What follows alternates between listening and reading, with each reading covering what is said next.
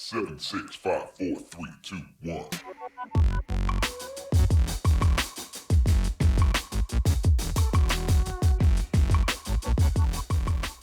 Welcome, everybody, to episode number 90 of CBD Talk Podcast.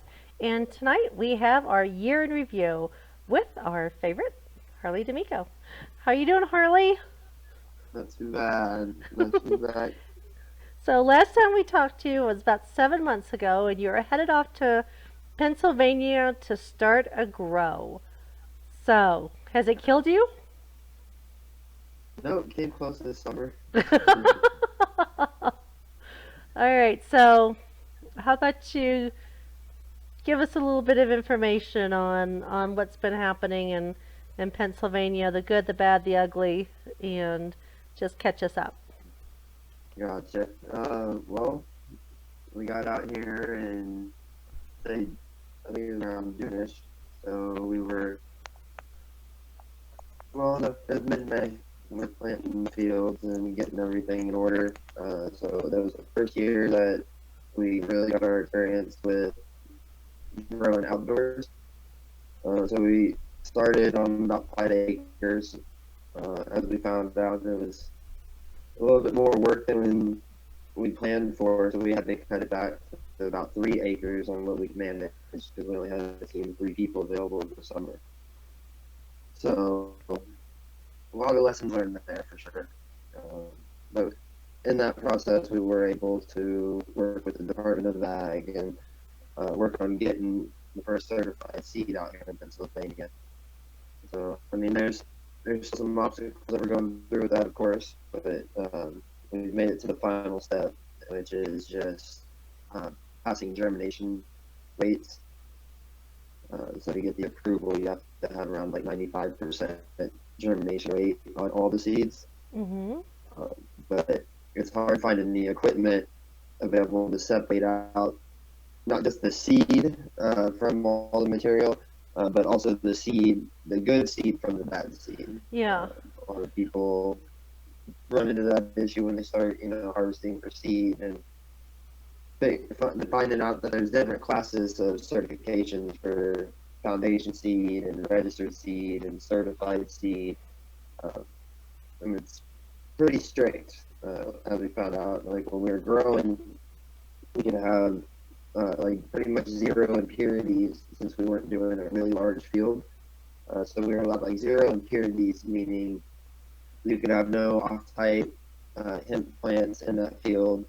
You couldn't have any plants that were herming out, like hermaphrodite plants, produced pollen. You couldn't have any.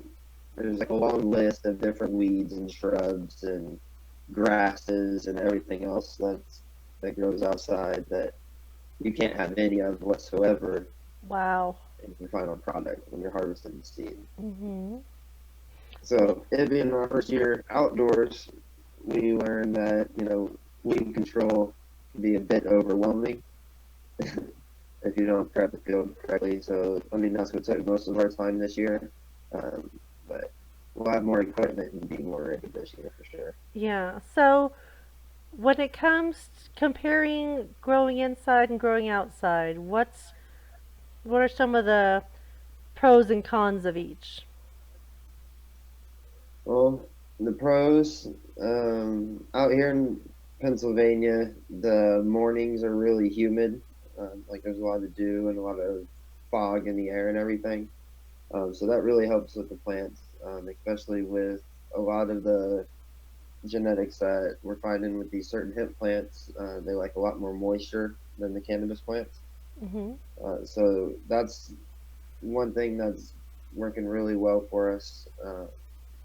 The soil that we're using, of course, it's easier to feed, say, 20,000 plants in a large field by using natural rain and natural sunlight, the microbes and everything else that's already in the ground, Mm-hmm. as opposed to having to have a big enough structure, first of all, to be able to hold that many plants.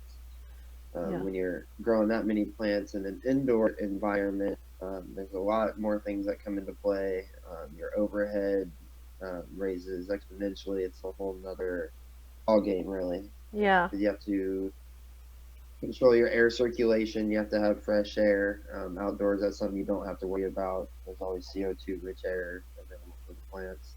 Hmm. So, I mean, What are some of the downfalls? outdoors is, I think, a lot easier, but being indoors, you can, I think you have a lot more control over the quality Hmm. um, of the flower that's being produced by the plant. Yeah. That's And you don't that's have why to we've also weed. started growing indoors. Yeah, we don't have to weed for one. For two, it's a lot more stable environment. So once you do figure out um, the environmental like what those plants like, and the perfect environment is different for each genetic, really. Hmm. You have to learn from cannabis to hemp. So being indoors, once you figure out, the humidity and temperatures that the plant likes to be at, then you can have a lot more controlled environment, and you don't have any of the risk of pests or um, as many diseases or bacteria getting on the plant and causing diseases. So Mm. indoor, you're able to have hands on with each plant as well. Like I Yeah. said, outdoors we grew so many plants that you can't really get to every single plant and put your hands on every single plant to see exactly what that individual one needs and or what it's lacking. As opposed to indoors, it's usually a lot smaller scale, a lot more hands on. We can harvest more per plant in the indoor grow. It's just that it costs a lot more to run the lights and Yeah. everything needed to keep that environment living inside a building. Yeah. So, what are some of the changes you're going to make for next year's crop? Spacing, for sure, is going to be one. So we can get bigger farm equipment up and down rows and able to control the weeds a lot better. A lot of farms were doing experimenting with laying plastic down over where they were planting their clones or seeds for weed control. I see a lot of pros and cons to that. I see moisture control being a problem because it's wrapped in plastic. The rain's not going to fall and get as much water to those plants. So you have to either run irrigation throughout your field, or you have to have some type of machinery or equipment that you can drive up and down the rows to feed your plants. But Mm-hmm. that's something that you're going to have to do pretty much 2 or 3 times a week, Hmm. depending on how dry the area is. Yeah. Yeah.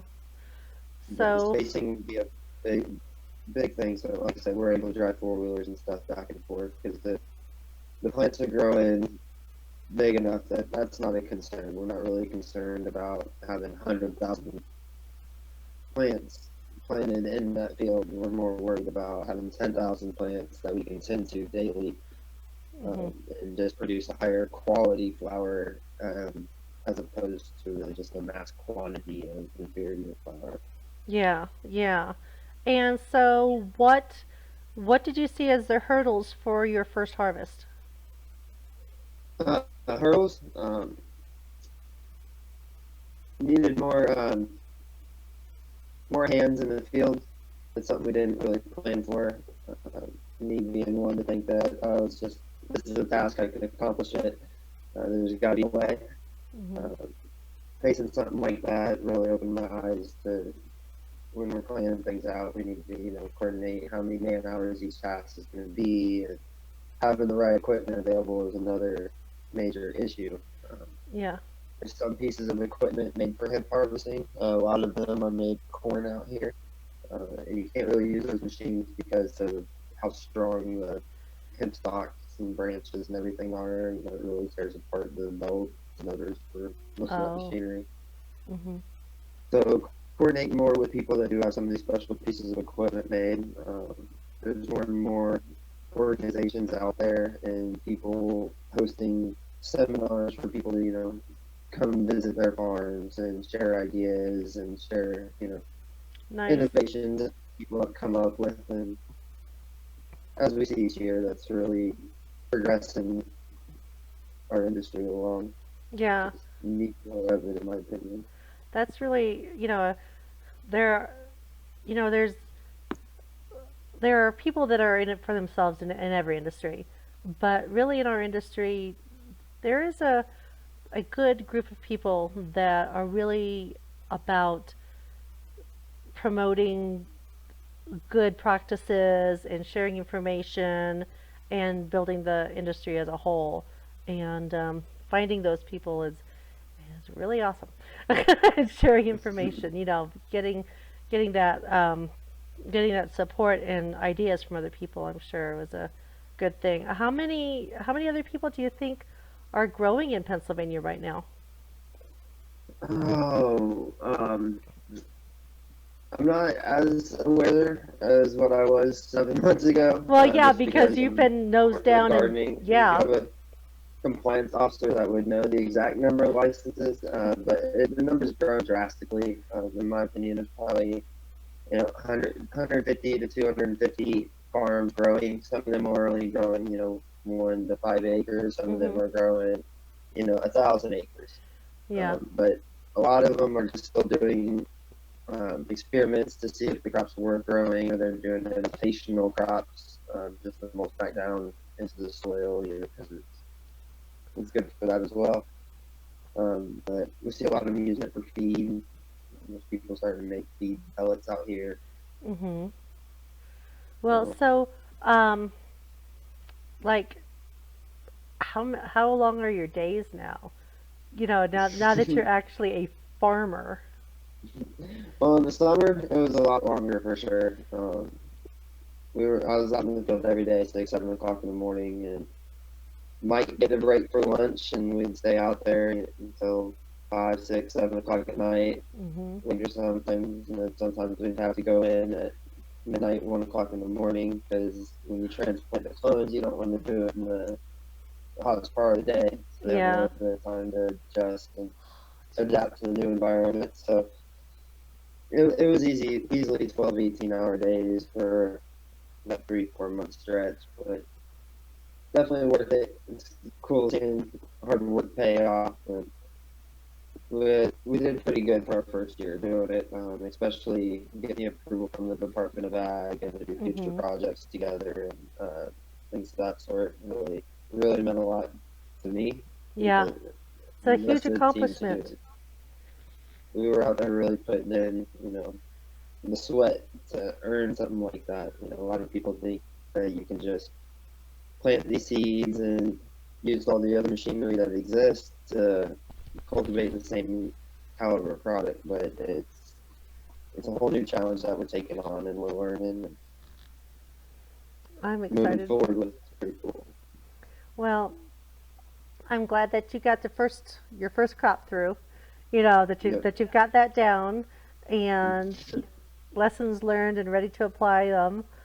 So, let's see. 2019 was the first year with the Farm Bill passed. And just from what I've seen a lot of studies start and get completed and get published, and I'm seeing a lot of progression in that area, more science coming out, which is awesome. Um, I've seen mumblings from Congress talking about possibly which I don't think will happen right away, but talking about more bills, coming up for legalizing cannabis, like full plant cannabis. I've seen some, Please. yeah, for the love of God, just do it. I've seen some stuff about finance, reform to where people, like companies should be able to, at least on the CBD side, be able to do merchant banking, but it hasn't come all the way across yet. There are some merchant banks that are doing CBD stuff, but not everybody. Um, what do you think's the biggest thing that you've seen change this year? Hmm. I mean, the farm bill was big. The biggest change I think is the number of growers that there actually are this year. It's probably We all because of the expected there farm to be bill too. numbers. I expected there to be, maybe 10, 20 more growers per state, but I mean, now the numbers are coming out, and we're seeing who has licenses and how much they're growing, and it's it's increased, thousands of percent, Wow. which it's a good thing and bad thing, Mhm. because a lot of people are growing. It doesn't necessarily mean that there's better quality product on the market. Yeah. You gotta watch out for Same thing because mold, things like that. mold's bad. Yeah. Because I've started smoking hemp instead of cigarettes. Mhm. I Good. still smoke cigarettes every now and then, but that's what I'm really trying to do is get completely off the cigarettes by smoking, more of these hemp joints. Mhm. Ordering the flower from different companies because it takes time for me to grow it indoors, for clean, quality, Mhm. smokable product. Um, that then ordering from these other companies. There's a lot of these other companies online that sell hemp flower right now, smokable hemp flower, and it's, some of them are decent and okay, but there's a lot of them that, like you were saying, there's mold, bud rot, Yeah. really dark, and then some of them just crumble apart, and everybody's still learning. Just because there's more of it Mhm. out there doesn't mean that people are getting better at it yet. You want to give a shout out to your favorite one? What was the one? Warren just got me a new one. It was Tweedle Farms, I believe. Okay. Cool. Tweedle Like Farms. Tweedledee and Tweedledum. Yep, they were out of California, and it's. I was actually quite impressed. I mean, the flower that we got an ounce from them, and being out here in Pennsylvania, you're not used to seeing flower like you do out there in Colorado. You see big nugs, and everybody has big bright green jars full of weed and everything. Mhm. Uh, Out here, it looks better. Those nugs look better than the medical flower that's out here, or any of the, we'll just say, flower that you can come across out here. Yeah. So they need to up their game. Sounds like.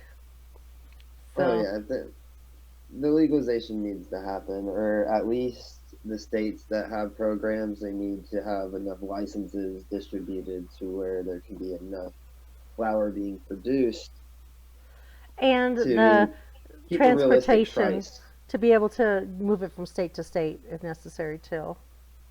Yes, that would make a huge difference because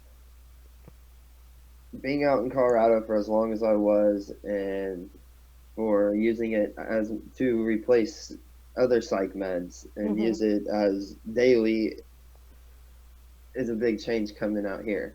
Yeah. I haven't even got my medical card out here just because it's not even really worth it yet. Yeah. I got to pay all this money to get the card, and And then the then product is bad. flower isn't even available half of the time at the stores. I've talked to a few of the med card holders out here, and you can only buy very small amounts at one time, like an eighth or a quarter, What? and it's 50, $40 to $60 an eighth or a quarter on a med on That's for a medical, ridiculous.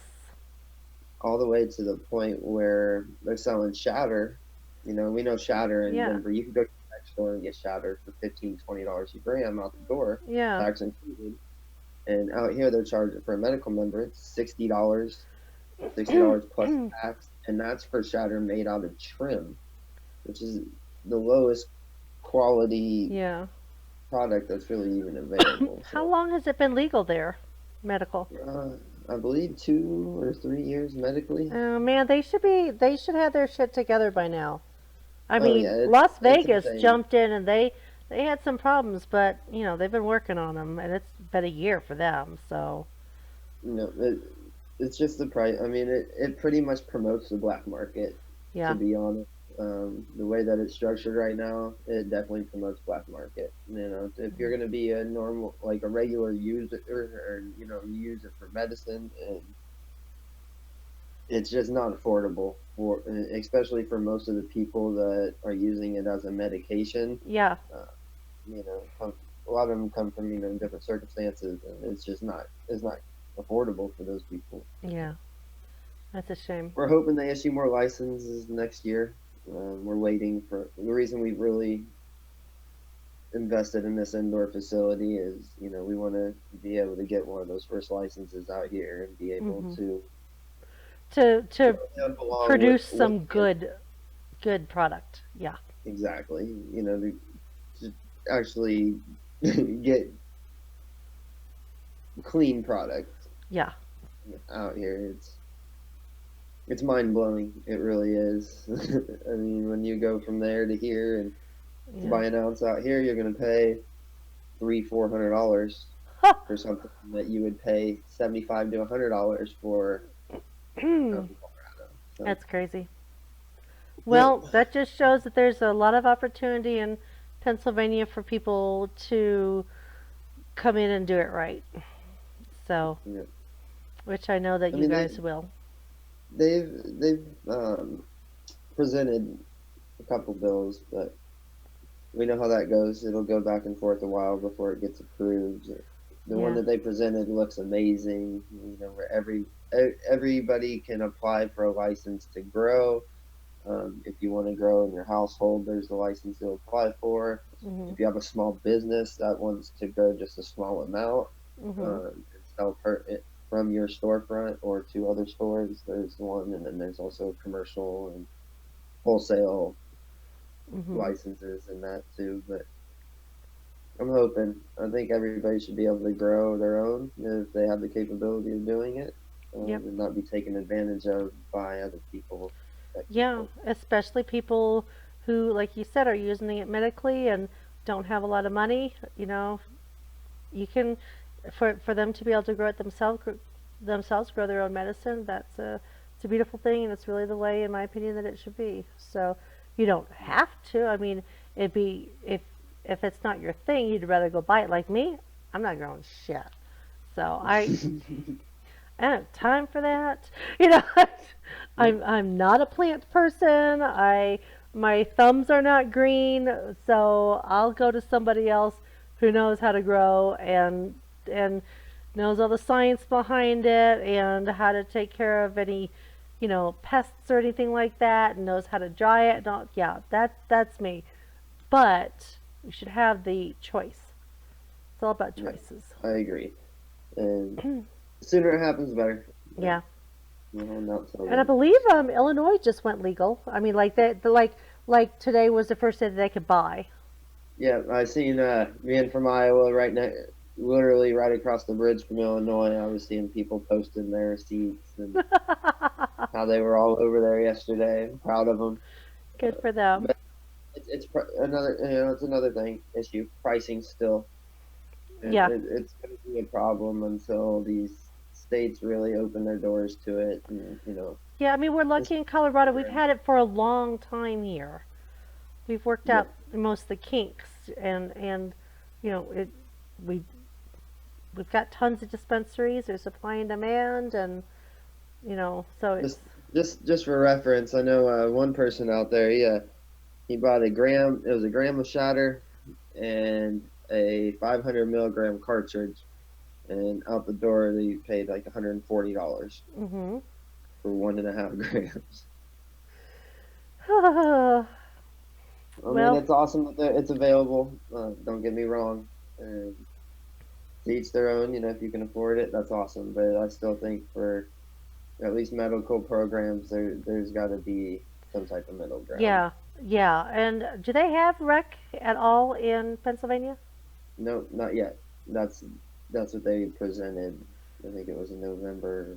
Yeah, because I think by having the rec, it gives them with supply and demand and economics and everything. I believe that states that do have rec, it really does drive down the price on the medical side. Oh, Because for you sure. know, Because the state's not as tax money hungry on the yeah, medical members anymore. mhm, because they Yeah, got plenty coming from the rec side. exactly. And I just also believe that companies they're making good money on the rec side so that their hearts are there to give a better price to the medical side too, because Yep. they're making their money. So Yep. And those are the companies that we've seen survive out there in Denver. mhm, The ones that did that exact thing, and yeah.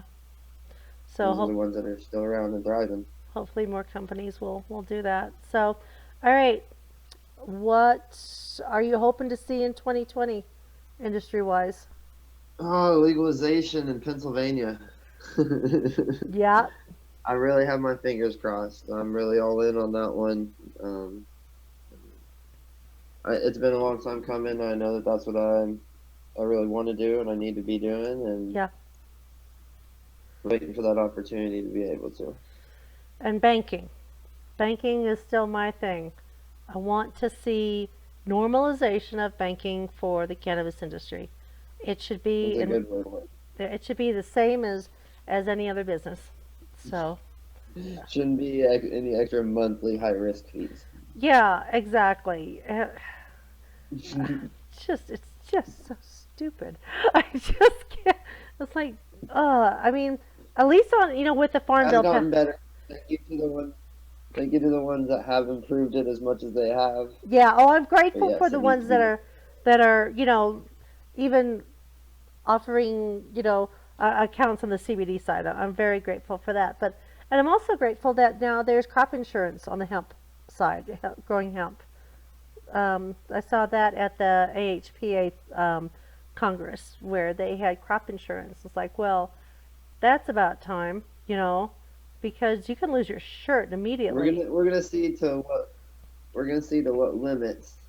Yeah, exactly. Well, and that's the thing. It's new. It's gonna be, but I understand. It's a long process because anybody could leave their plants in the ground too long, and they're gonna have clauses and the insurance plans on when you got to have your plants pulled out of the ground. And I mean, it's gonna be cool to see it take form and see how it really levels off. Yeah, but and that's the thing is that I mean it's like we're in beta mode right now. Everything's being tested right now. We're trying to figure out how to make it work. And so the first 5 years, God only knows what's going to happen. But at least we got it started. And so hopefully 5 years from now, a lot of the kinks will be worked out. 10 years from now, hopefully it'll just be something that they've got down pat and can roll out to everybody across the country. But I mean, that's insurance. I mean, that can change a lot of lives. There's people that have put hundreds of thousands of dollars into a crop that failed. They bought machinery, they Oh yeah. bought, everything to do it, you know, and then they didn't know what the heck they were doing, or they had some wicked weather, or something, and they lost their crops. And so I am grateful that at least it's in the process.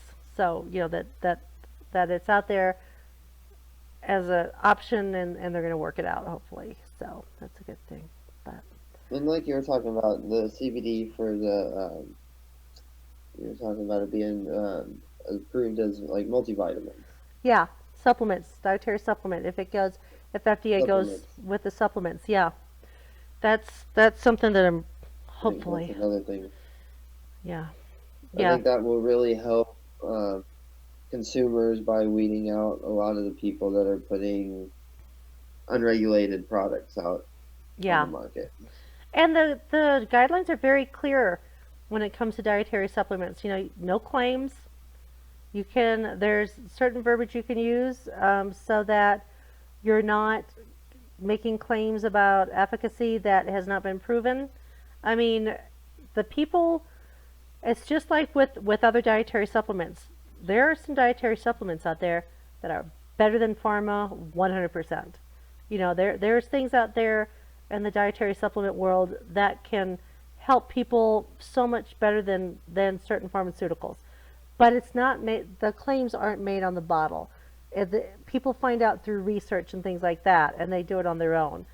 Um, and so, I don't think claims should be made on the CBD and cannabis side, because once you do that, then it's considered legally a drug, and it's by the FDA, and then you're in a whole different thing. And if you can do it, that's great. But now you're in for hundreds of thousands of dollars of studies and placebos and double blind and blah blah blah. So I just want people to be We're able to. finding out that all these studies and figuring these things out and the time that it takes a lot of money, and it always takes a lot more time. Yeah, Emmett Blair did a safety study. He was on our last episode, and we were talking about how companies should be doing what they can to either team up and sponsor a study, or and he said anyone can call him to find out how to do studies, but we've got to get more science, and the more studies we can get done, yeah, and to the FDA, let's just jam it down their throats. We know what's going to happen with the studies. We know that this stuff works. Well, it's time to prove it. So let's get 10 different companies together, do a study, get another 10 companies together, do a study, whatever it takes. Just get the science out there. I hope it happens. I hope so too. I hope it happens. I mean, it's just being out here, and as we're expanding, and just seeing like how much things really cost. Yeah. We all have all this information, and we all have a lot of information. But to do some of these things, it costs so much money. Just to get a scientific, like a grow environment, it's stable enough to be considered into a scientific trial. Yeah. It's going to cost you a couple $1,000,000. That's it's going to cost you another 100,000 to keep the lights on for that first year. Yeah. And that's only one step up the project for a whole health case study. And have you talked to any of the universities? Working together.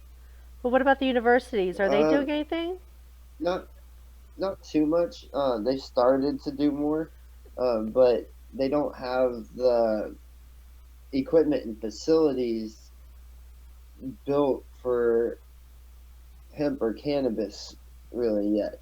A lot of those facilities are more for vegetables and for different flowers, different herbs and those things. So they're getting there. They're doing more and more, but it's still, the stigma's still around, especially out here on the East Coast for sure. Yeah. I'm out about an hour and a half outside of Philadelphia, and it's country out here.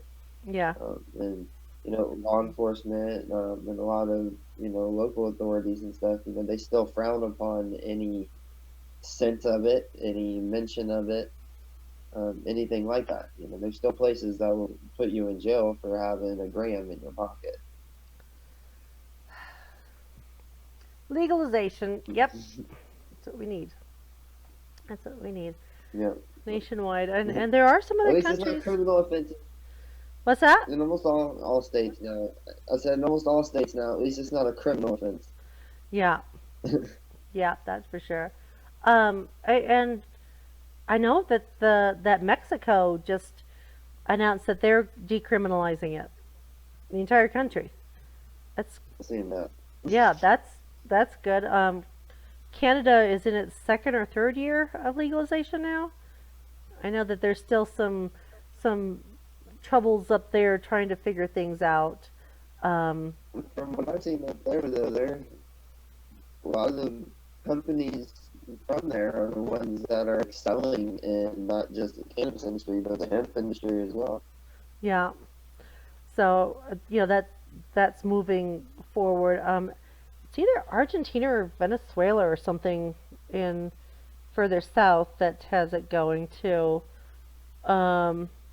One of the either cities, states, or provinces, whatever, in Australia, I'm not sure what their structure is, just they went legal or decriminalized. So, I mean, it's spreading. So we'll just see what happens here. But, I mean, people would think it would be a no-brainer, but you get money coming from industries that don't want it, and that can make things difficult. So, alrighty. Well, let's just hope, and this, if I hear this one more time, I'm going to probably gouge my eyeballs out, but I'm going to say it anyway. Let's hope that this year has 20/20 vision when it comes to hemp and cannabis. Yay! God, it's so corny. Oh, I hate it, but it'll work. It works for you. Let's hope so. All right, guys. That's it for our wrap up.